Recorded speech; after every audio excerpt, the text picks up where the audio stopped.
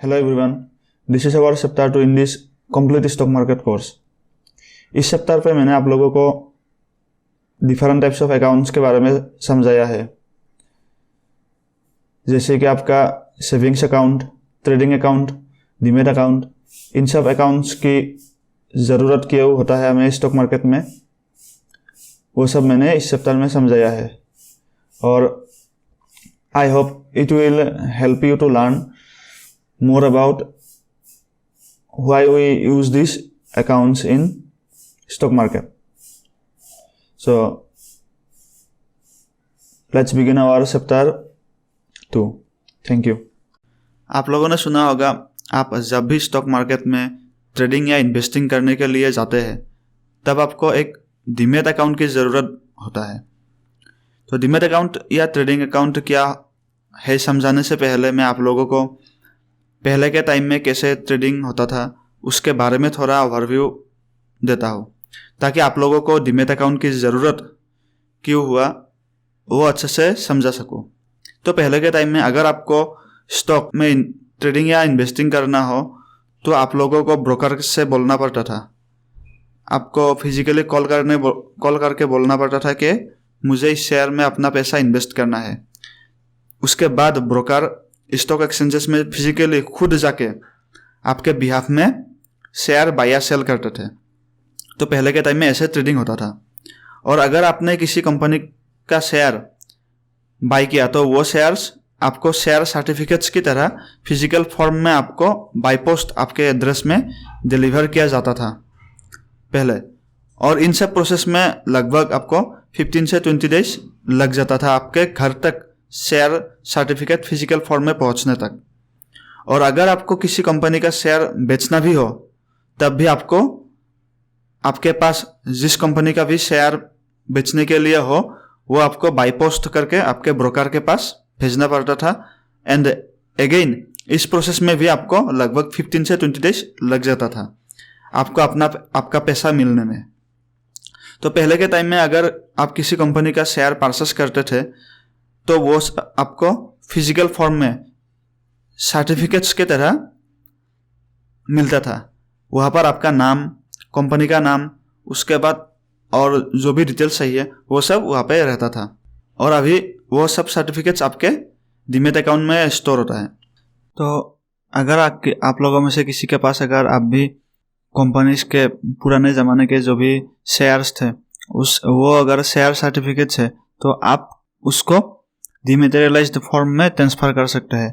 अपने ब्रोकर को आप कॉल करके अपना जो भी डॉक्यूमेंट्स वो मांगते हैं वो सब देके आपका जो भी फिजिकल फॉर्म में शेयर सर्टिफिकेट है वो आप अपने डीमैट अकाउंट में ट्रांसफ़र कर सकते हैं। तो जब कोई शेयर बाय या सेल करते थे और शेयर सर्टिफिकेट्स आते टाइम के बीच में ही अगर, क्योंकि इस प्रोसेस में आपको 15 से 20 डेज लग जाता था, तो इसी बीच में अगर कोई आदमी मर जाता है जिसने भी शेयर बाय किया था, कंपनी का शेयर बाय किया था, वो अगर आदमी मर जाता है शेयर सर्टिफिकेट्स आते तो, और अगर वो सर्टिफिकेट्स क्योंकि बाय पोस्ट आता है, अगर आते समय अगर कोई डैमेज भी हो जाता है तो वो सब चीज़ ट्रैक करने में बहुत नेक्स्ट टू इम्पॉसिबल था।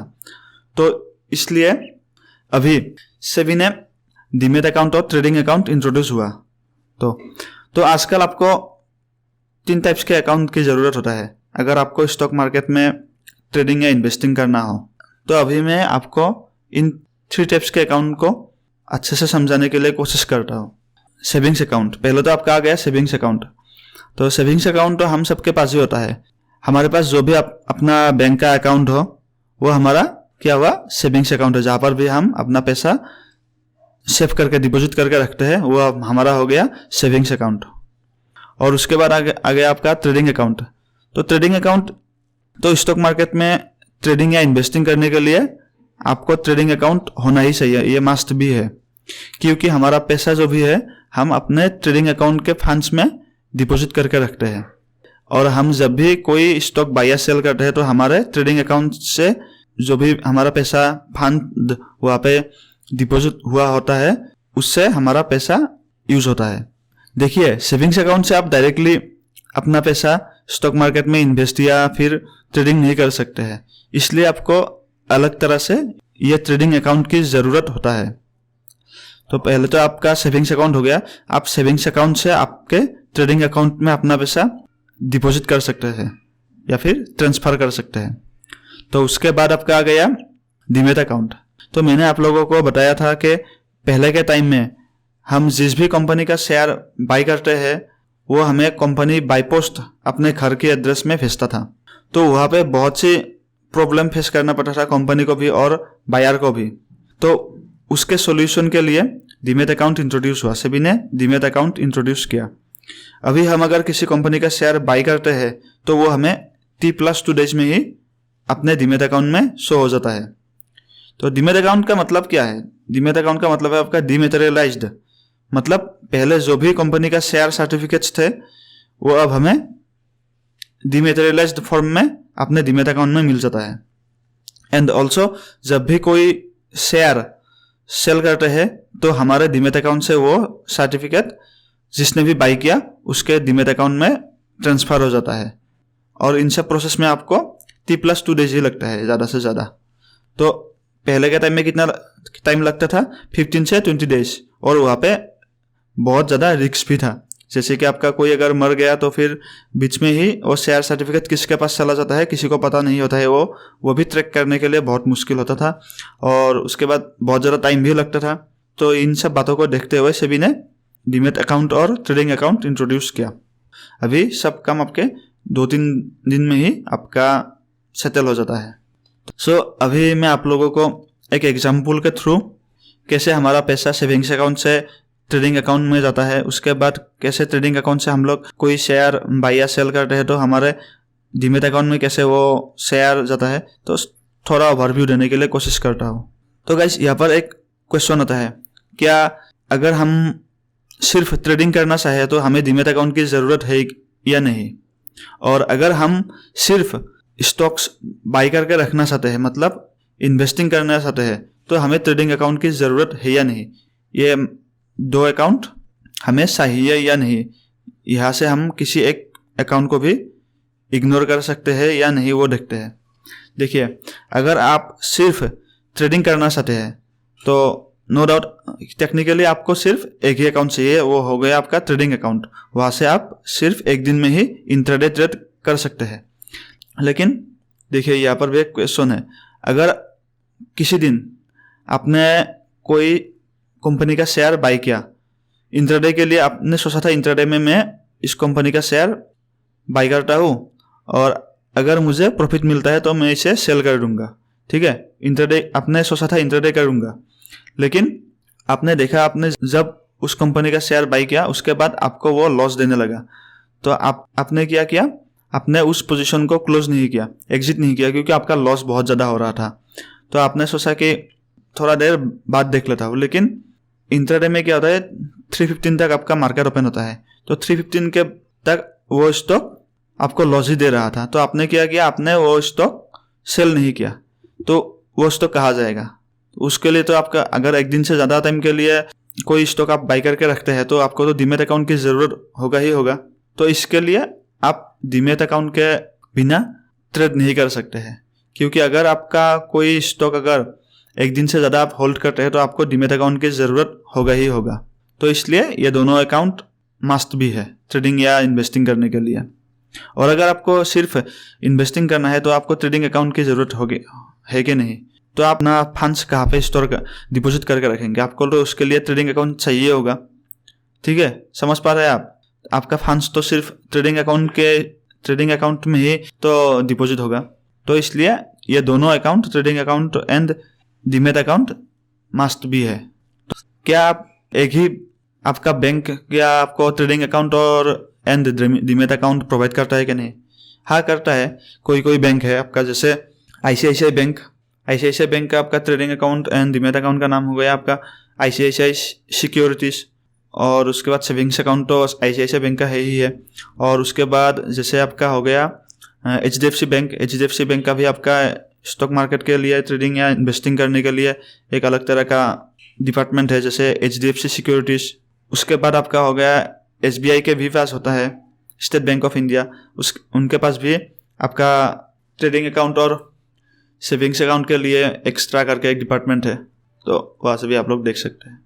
तो अभी मैं आप लोगों को एक एग्जाम्पल के through trading account and savings account and demat account को थोड़ा समझाता हूँ, कैसे उनका प्रोसेस कैसे चलता है। तो अभी मैं आप लोगों को सेविंग्स अकाउंट, ट्रेडिंग अकाउंट और डीमैट अकाउंट कैसे काम करते हैं उसे प्रैक्टिकल वे में समझाने के लिए कोशिश करता हूँ। तो हमारा जो सेविंग्स अकाउंट होता है, वहाँ से फंड्स हम लोग हमारे सेविंग्स अकाउंट में जो भी जितने भी फंड्स होता है, हम ट्रेडिंग या फिर इन्वेस्ट करना चाहते हैं, उसे हम अपने ट्रेडिंग अकाउंट में ट्रांसफर करेंगे। तो उसके बाद ट्रेडिंग अकाउंट से हम लोग जो भी बाय या सेल करेंगे, जो भी कंपनी के स्टॉक्स बाय करेंगे, वो क्या होगा, हमारे डीमैट अकाउंट में स्टोर होगा। तो लेट्स से एक एग्जांपल से मैं आप लोगों को समझाने के लिए कोशिश करता हूँ। एक लड़का है राम क्या करता है, राम के सेविंग्स अकाउंट में 1 लाख रुपया है। उसके बाद राम क्या करता है, वहाँ से 20,000 अपने ट्रेडिंग अकाउंट में ट्रांसफर कर लेता है। अपने 20,000 अपने ट्रेडिंग अकाउंट में ऐड करता है। उसके बाद वो 10,000 का टाटा मोटर्स का 20 स्टॉक्स खरीदता है। उसके बाद वहाँ से उसके ट्रेडिंग अकाउंट में कितना रह गया पैसा, अभी 10,000 रह गया। और बाकी के 10,000 से वो क्या किया, टाटा मोटर्स का 20 शेयर खरीदा। और वो शेयर जाके कहाँ पे स्टोर होगा, टाटा मोटर्स का उसके डीमैट अकाउंट में स्टोर होगा। और यहाँ पे आप लोग देख सकते हैं टाटा मोटर्स का 20 शेयर ऐड हो गया उसके बाद, और HDFC बैंक का 20 शेयर पहले से ही है। तो अगले तरफ एक लड़का है शाम क्या करता है, शाम के सेविंग्स अकाउंट में 50,000 रुपया है।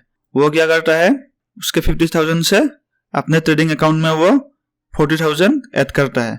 उसके बाद वो क्या करता है, वो HDFC बैंक का 20 शेयर खरीदता है। कितने रुपए में, 20,000 रुपए में। और अभी शाम के ट्रेडिंग अकाउंट में कितना पैसा रहा, 20,000। और HDFC बैंक के 20 शेयर खरीदने में उसको कितना पैसा लगा, 20,000। लेट्स से 20,000 रुपया लगा, और 20,000 रुपये में उसको 20 शेयर मिला। उसके बाद HDFC बैंक का 20 शेयर शाम के डीमैट अकाउंट में ऐड हो गया। और कहाँ से खरीदा था, राम ने वो HDFC बैंक का 20 शेयर बेचा था। तो राम को क्या मिला, राम को बेचने से शाम ने जिस प्राइस में भी खरीदा था, वहां से 20,000 रुपया राम को मिला। उसके बाद राम के पास जो भी डीमैट अकाउंट में HDFC बैंक का 20 शेयर था, वो शाम को मिला, शाम के डीमैट अकाउंट में मिला उसे। मैं जस्ट एक आप लोगों को एग्जांपल देके समझा रहा हूँ कैसे ये बाइंग और सेलिंग कैसे काम करता है। तो उसके बाद राम को क्या मिला, राम को HDFC बैंक के 20 शेयर के बदले में 20,000 रुपया मिला। और वो पैसा कहाँ पे ऐड होगा, राम के ट्रेडिंग अकाउंट में ऐड होगा। और अभी अगर राम वो पैसा निकालना चाहे तो क्या कर सकता है, वो अपने ट्रेडिंग अकाउंट में जितना भी पैसा है वहां से वो विथड्रॉ कर सकता है। विथड्रॉ करने से उसको कहाँ पे मिलेगा, वो पैसा अपने सेविंग्स अकाउंट में उसको वो पैसा मिलेगा। तब वो पैसा अपना निकाल सकता है अपने बैंक अकाउंट से। तो ऐसे काम करता है। हाय गाइस, आई होप इस सप्ताह में मैंने आप लोगों को डिफरेंट टाइप्स ऑफ अकाउंट के बारे में अच्छे से समझा पाया हो। और अगर आप लोगों को कोई भी डाउट या क्वेश्चन हो तो आप मुझे कांटेक्ट कर सकते हैं। मैं अपना कांटेक्ट डिटेल्स इस वीडियो के लास्ट में रख दूंगा, ठीक है। So now we meet in our next chapter. Thank you.